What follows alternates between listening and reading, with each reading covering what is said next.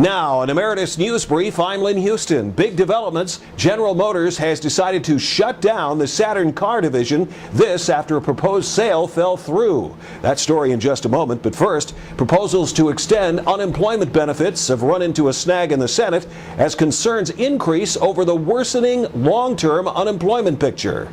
Sources in the Senate Finance Committee tell Emeritus News that the House-passed version has landed there and is being reworked as more senators are convinced that those who are long-term unemployed will likely remain that way amid worsening job creation. Estimates, including one today from two Rutgers University professors, show the country is not likely to reach pre-recession job levels until at least 2017.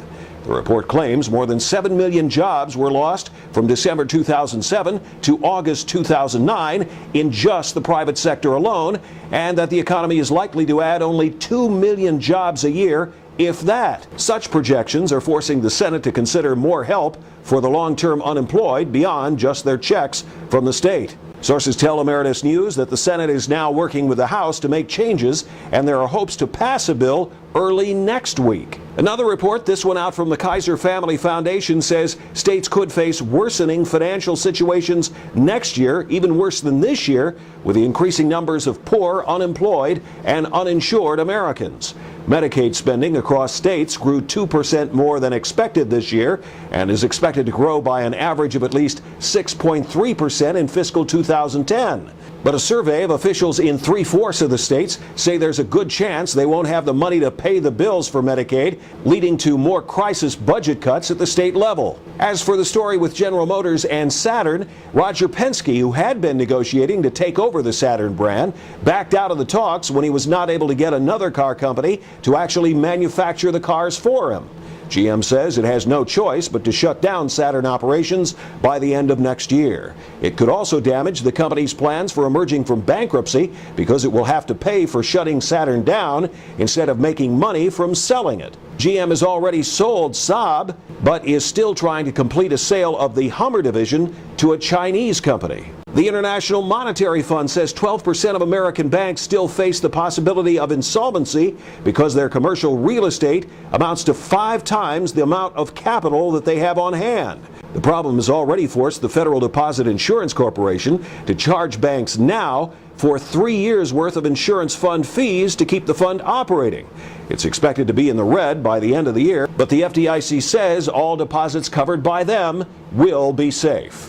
California regulators have taken over the Golden State Mutual Insurance Company in Los Angeles after the company continued to lose hundreds of thousands of dollars each month.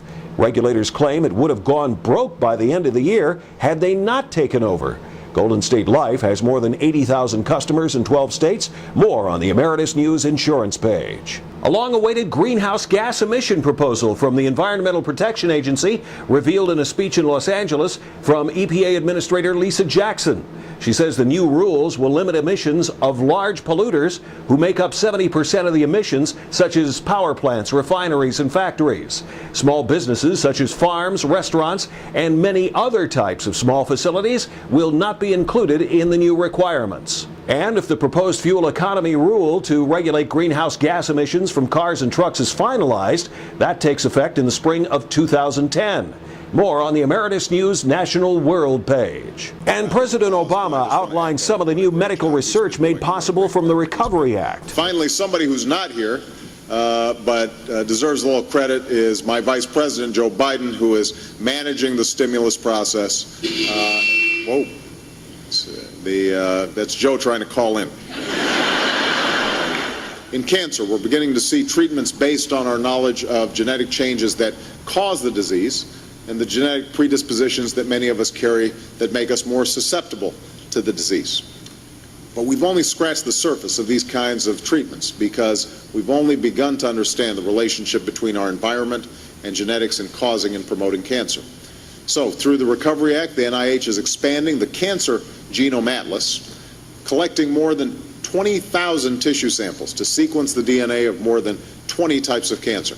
And this has extraordinary potential to help us better understand and treat this disease. Earlier, the president toured research labs at the National Institutes of Health in Bethesda, Maryland. The latest on the biggest issues and public policy at emeritusnews.com and on the Emeritus News channel at livestream.com. That's an Emeritus News Brief. I'm Lynn Houston.